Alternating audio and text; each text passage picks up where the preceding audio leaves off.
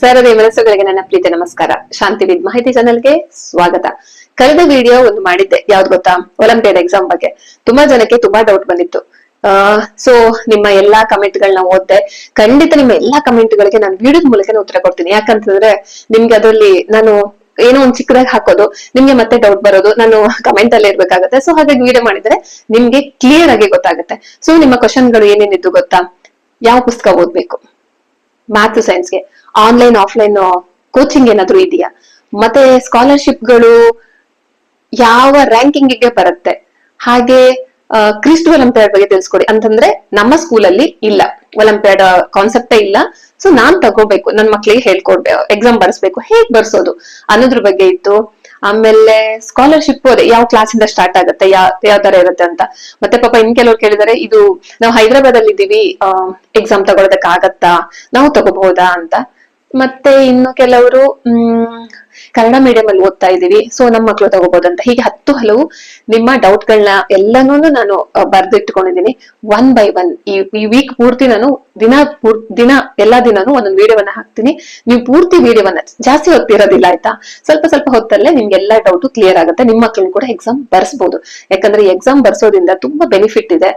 So ಇವತ್ತಿನ ವಿಡಿಯೋದಲ್ಲಿ ನಾವು ಕಡಿಮೆ ಸಮಯದಲ್ಲಿ ಪರಿಣಾಮಕಾರಿಯಾಗಿ ಎಫೆಕ್ಟಿವ್ ಆಗಿ ನಮ್ಮ ಮಕ್ಕಳು ಹೇಗ್ ಓದಬಹುದು, ಹೆಚ್ಚಿನ ಮಾರ್ಕ್ಸ್ ಅನ್ನ ಒಲಿಂಪಿಯಾಡ್ ಅಲ್ಲಿ ಹೇಗ್ ತಗೋಬಹುದು, ಮೆಡಲ್ ಗಳನ್ನ ಹೇಗ್ ತಗೋಬಹುದು ಅನ್ನೋದು ನೋಡೋಣ.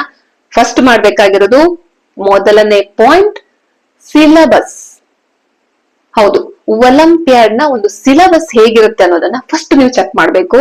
ಅಂದ್ರೆ ಫಸ್ಟ್ ಎಕ್ಸಾಮ್ ಪ್ಯಾಟರ್ನ್ ಹೇಗಿರುತ್ತೆ ಅನ್ನೋದನ್ನ ಫಸ್ಟ್ ತಿಳ್ಕೊಳ್ಳಿ. Okay, first clear.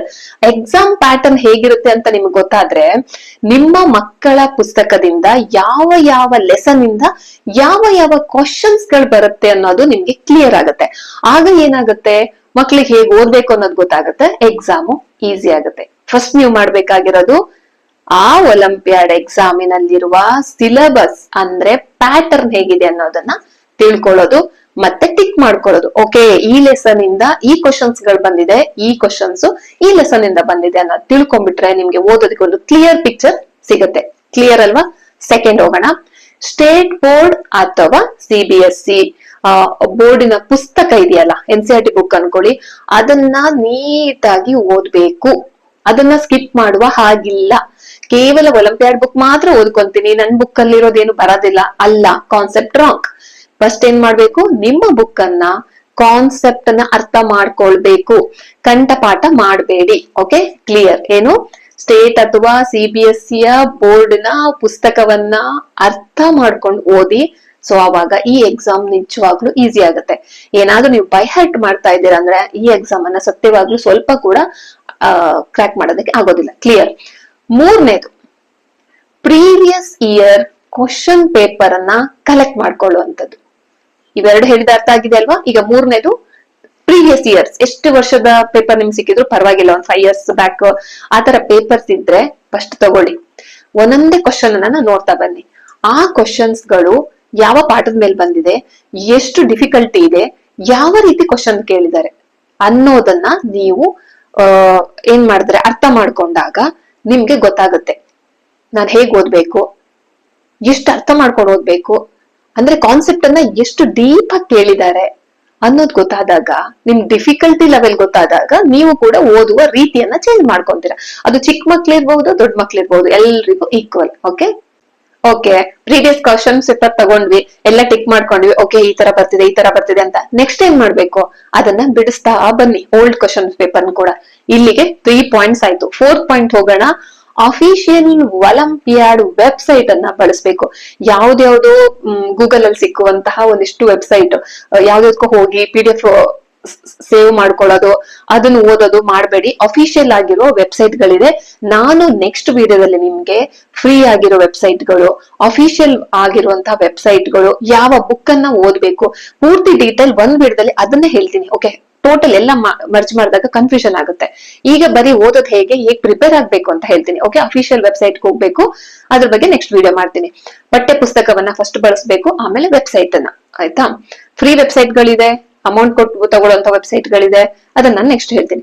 Next 5th point, Mach test ಅನ್ನ ತಗೋಬೇಕು.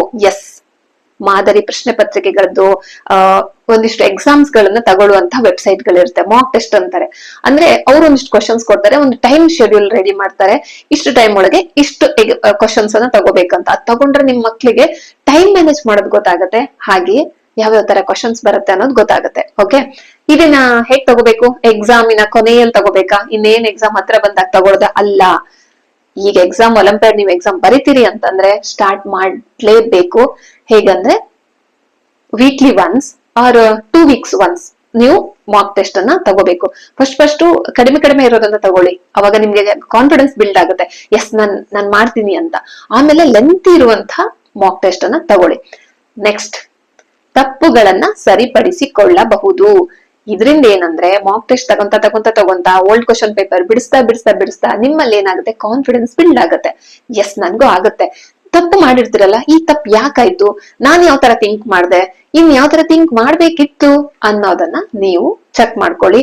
ರಿಪೀಟ್ ಸೇಮ್ ತಪ್ಪನ್ನ ಮಾಡಬಾರ್ದು. ಓಕೆ, ಯಾವ ಬುಕ್ ಅನ್ನ ಬಳಸ್ಬೇಕು? ಓಕೆ, ಇದು ಇಂಪಾರ್ಟೆಂಟ್. ತುಂಬಾ ಬುಕ್ಸ್ ಗಳು ಸಿಗತ್ತೆ, ಕೆಲವೊಂದು ಡಿಫಿಕಲ್ಟಿ ಇರುತ್ತೆ, ಇನ್ ಕೆಲವು ಸರಳವಾಗಿ ಸುಲಭವಾಗಿ ಅರ್ಥವಾಗೋ ರೀತಿ ಹೇಳಿ ಅಂತ ಕ್ವಶನ್ಸ್ ಗಳೇ ಜಾಸ್ತಿ ಬರೋದಿರುತ್ತೆ. ಸೊ ಹಾಗಾಗಿ ಒಂದು ಒಳ್ಳೆಯ ಪುಸ್ತಕವನ್ನ ನೀವು ಪರ್ಚೇಸ್ ಮಾಡ್ಬೇಕು. ಹಾಗೆ ವರ್ಕ್ ಬುಕ್ ಪರ್ಚೇಸ್ ಮಾಡ್ಬೋದು, ಮಾಕ್ ಟೆಸ್ಟ್ ತಗೋಬಹುದು, ಪ್ರೀವಿಯಸ್ ಪೇಪರ್ ತಗೋಬಹುದು. ಇದಿಷ್ಟೆಲ್ಲ ಇಟ್ಕೊಂಡು ನೀವು ಕೂತ್ಕೊಂಡ್ರೆ ಅಂದ್ರೆ ಎಕ್ಸಾಮ್ಗೆ ಕೊನೆಯಲ್ಲಿ ಏನ್ ಮಾಡ್ಬೇಕು?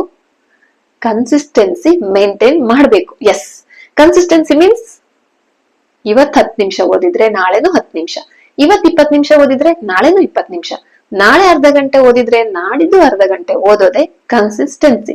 ಅಟ್ ದ ಸೇಮ್ ಟೈಮ್ ಅಥವಾ ಟೈಮ್ ಚೇಂಜ್ ಆಚೀಚೆ ಆಗ್ಬಹುದು. ಓಕೆ, ಇವತ್ ಓದಿದೀನಿ ಇನ್ನೊಂದ್ ವಾರ ಓದಲ್ಲ, ಇವತ್ ಕಂಟಿನ್ಯೂಸ್ ಆಗಿ ಒಂದ್ ವಾರ ಓದಿದೀನಿ ಇನ್ನೊಂದ್ ತಿಂಗಳು ಓದಲ್ಲ ಅಂದ್ರೆ ಈ ಎಕ್ಸಾಮ್ ಅಲ್ಲ, ನಮ್ಮ ಲೈಫ್ ಅಲ್ಲಿ ಕೂಡ ನಾವು ಏನನ್ನು ಅಚೀವ್ ಮಾಡೋದಕ್ಕೆ ಖಂಡಿತ ಸಾಧ್ಯ ಇಲ್ಲ. ಕನ್ಸಿಸ್ಟೆನ್ಸಿ ಅನ್ನೋದು ತುಂಬಾ ಇಂಪಾರ್ಟೆಂಟ್. ನಿರಂತರತೆ. ಇವತ್ ಮಾಡಿದ್ನೆ ನಾಳೆ ಮಾಡೋದು, ನಾಳೆ ಮಾಡಿದ್ನೆ ನಾಳೆ ಮಾಡೋದು. ಆಕ್ಚುಲಿ ಏನ್ ಗೊತ್ತಾ, ಬೋರ್ ಆಗುತ್ತೆ. ವಿಷಯ ಏನು ಅಂದ್ರೆ ಈ ತರ ಮಾಡ್ತಾ ಹೋದಾಗ ಬೋರ್ ಆಗುತ್ತೆ. ಸೊ ಆದ್ರೆ ಯಾರು ಇದನ್ನ ನಿರಂತರವಾಗಿ ಮಾಡ್ತಾ ನೋಡಿ, ನಾವು ಊಟ ಮಾಡ್ತೀವಲ್ಲ, ಒಂದಿನಾರು ಮಿಸ್ ಮಾಡ್ತೀವ? ಬೆಳಿಗ್ಗೆ ಮಧ್ಯಾಹ್ನ ರಾತ್ರಿ, ಬೆಳಿಗ್ಗೆ ಮಧ್ಯಾಹ್ನ ರಾತ್ರಿ, ಮಧ್ಯ ಸ್ನಾಕ್ಸು, ಇದನ್ನ ಎಷ್ಟು ಚಂದಾಗಿ ಮಾಡ್ತೀವಂದ್ರೆ ಎಲ್ಲ ಕೆಲ್ಸಗಳನ್ನು ಕೂಡ ಹಾಗೇನೆ ಕನ್ಸಿಸ್ಟೆನ್ಸಿ ಮಕ್ಳು ಮೇಂಟೈನ್ ಮಾಡೋದಲ್ಲ, ನಾವು ಕೂಡ ಮಾಡಿದ್ರೆ ಮಕ್ಳು ಕಲಿತಾರೆ. ಸೊ ಮಕ್ಳಿಗೆ ರೂಢಿ ಮಾಡಿಸಿ. 20 minutes ಆಗ್ಲಿ, half an hour ಆಗ್ಲಿ, ಡೈಲಿ ಪ್ರಾಕ್ಟೀಸ್ ಮಾಡಿಸಿ. ನೀವೇ ಹೇಳ್ತೀರಾ, ಮೇಡಮ್ ನನ್ ಮಗ ಇಷ್ಟ ರ್ಯಾಂಕ್ ತಗೊಂಡ ಅಂತ. ಬಟ್ ಫೋರ್ಸ್ ಮಾಡ್ಬೇಡಿ, ಫೋರ್ಸ್ ಯಾವ್ದಕ್ಕೂ ಮಾಡ್ಬಾರ್ದು. ಇಂಟ್ರೆಸ್ಟ್ ಬರುವ ಹಾಗೆ ನಾವು ಹೇಳಿ, ಇಂಟ್ರೆಸ್ಟ್ ಬರುವ ರೀತಿ ಓದಿಸಿದ್ರೆ ಎಲ್ಲ ಎಕ್ಸಾಮ್ ಅನ್ನು ಪಾಸ್ ಮಾಡಬಹುದು. ಅಷ್ಟೇ ಅಲ್ಲದೆ ಲೈಫಿನ ಪರೀಕ್ಷೆಯನ್ನ ಕೂಡ ನಾವು ಎದುರಿಸಿ ಜಯಿಸಬಹುದು. ಓಕೆ, ಇದಿಷ್ಟು ನೀವು ಪ್ರಿಪರೇಷನ್ ಮಾಡ್ಕೋಬೇಕಾಗಿರುವಂತದ್ದು. ನೆಕ್ಸ್ಟ್ ವಿಡಿಯೋದಲ್ಲಿ ಮಿಸ್ ಮಾಡ್ದೆ ನೋಡಿ, ಯಾವ ಪುಸ್ತಕ ತಗೋಬೇಕು, ಸರಳವಾಗಿರುವಂತಹ ಪುಸ್ತಕ ಯಾವುದು, ನಿಮ್ಗೆ ಅರ್ಥ ಮಾಡಿಸ್ತಾ ಇರುವಂತಹ ಪುಸ್ತಕ ಯಾವುದು, ಯಾವ ಯೂಟ್ಯೂಬ್ ಚಾನಲ್ ಇದೆ, ಫ್ರೀ ಆಗಿ ಹೇಳಿಕೊಡ್ತಿರುವಂತಹ ಯೂಟ್ಯೂಬ್ ಚಾನಲ್ಗಳಿದೆ. ಕನ್ನಡ ಮೀಡಿಯಂ ಮಕ್ಳಿಗೂ ಬೇರೆ ವೆಬ್ಸೈಟ್ಸ್ ಇದಾವೆ. ಸೊ ಹಾಗೇನೆ ಯಾವ ಪುಸ್ತಕವನ್ನ ತಗೋಬೇಕು, ಯಾವ ವೆಬ್ಸೈಟ್ ಚೆಕ್ ಮಾಡ್ಬೇಕು, ಎಲ್ಲವನ್ನು ನೆಕ್ಸ್ಟ್ ವಿಡಿಯೋದಲ್ಲಿ ಪೂರ್ತಿ ಡೀಟೇಲ್ ಆಗಿ ನಿಮ್ಗೆ ಲಿಂಕ್ ಸಮೇತ ಕೊಡ್ತೀನಿ. ನೀವು ಡೈರೆಕ್ಟ್ ಆಗಿ ಯಾವ್ದಾವ್ದೋ ಅಫಿಷಿಯಲ್ ಆಗದಿರೋ ಅಂತ ವೆಬ್ಸೈಟ್ ಹೋಗಿ ಮತ್ತೆ ಯಾವ್ದಾವ್ದೋ ಕ್ಲಿಕ್ ಮಾಡ್ಬಿಟ್ಟು ಏನೇನೋ ಡ್ಯಾಮೇಜ್ ಮಾಡ್ಕೋಬೇಡಿ. ಸ್ವಲ್ಪ ನೋಡಿ ಚೆಕ್ ಮಾಡಿ ತಗೊಳ್ಳಿ. ಓಕೆ, ಇದಿಷ್ಟು ಇಂದಿನ ವಿಡಿಯೋ ಆಗಿರುತ್ತೆ. ಇದ್ರಲ್ಲೂ ನಿಮ್ಗೆ ಇನ್ನೇನಾದ್ರು ಡೌಟ್ ಬರ್ತಿದ್ರೆ ಖಂಡಿತ ನೆಕ್ಸ್ಟ್ ವಿಡಿಯೋದಲ್ಲಿ ತಿಳಿಸ್ತೀನಿ. ನಿಮ್ಮ ಎಲ್ಲಾ ಕ್ವಶನ್ಸ್ ಗಳಿಗೂ ನಾನು ನಿಜವಾಗ್ಲೂ ತಪ್ಪದೇ ವಿಡಿಯೋವನ್ನ ಮಾಡ್ತೀನಿ. ಆದ್ರೆ ನೀವೇನ್ ಮಾಡ್ಬೇಕು ಹೇಳಿ, ವಿಡಿಯೋವನ್ನ ನೋಡ್ಬೇಕು, ಬರ್ಕೋಬೇಕು, ಅದನ್ನ ಫಾಲೋ ಮಾಡ್ಬೇಕು. ಸೊ ಅವಾಗ ಯಾವುದು ಕಠಿಣ ಅಲ್ಲ, ಯಾವುದು ತುಂಬಾ ಬರ್ಡನ್ ಆಗೋದಿಲ್ಲ. ಸೊ ಓಕೆ, ಇದಿಷ್ಟು ಇಂದಿನ ವಿಡಿಯೋ ಆಗಿರುತ್ತೆ. ಮತ್ತೆ ಮುಂದಿನ ವಿಡಿಯೋದಲ್ಲಿ ಸಿಗೋಣ. ವಿಡಿಯೋ ಕೇಳಿದ್ರೆ ಸಾಕಾಗೋದಿಲ್ಲ, ಏನ್ ಮಾಡ್ತೀರಾ ಅದನ್ನ ಫಾಲೋ ಮಾಡ್ತೀರಾ, ಅದನ್ನ ಇಂಪ್ಲಿಮೆಂಟ್ ಮಾಡ್ಕೊಂತೀರಾ, ಅಷ್ಟೇ ನಾನ್ ನಿಮ್ಮಿಂದ ಬಯಸುವಂತದ್ದು. ನಿಮ್ಮ ಮಕ್ಕಳಿಗೆ ಒಲಿಂಪಿಯಾಡ್ ಎಕ್ಸಾಮ್ ಅಂತಲ್ಲ, ಎಲ್ಲ ಎಕ್ಸಾಮ್ ಅಲ್ಲೂ ಸಕ್ಸಸ್ ಸಿಗ್ಬೇಕು ಅಂದ್ರೆ ಇದನ್ನೇ ಫಾಲೋ ಮಾಡ್ಬೇಕಷ್ಟೇ. ಸೊ ಇದು ಇವತ್ತಿನ ವಿಷಯ ಆಗಿರುತ್ತೆ. ಮತ್ತೆ ಮುಂದಿನ ವಿಡಿಯೋದಲ್ಲಿ ಸಿಗ್ತೀನಿ. ಮಿಸ್ ಮಾಡದೆ ಕೊನೆ ತನಕ ನೋಡಿ. Thank you so much. Bye.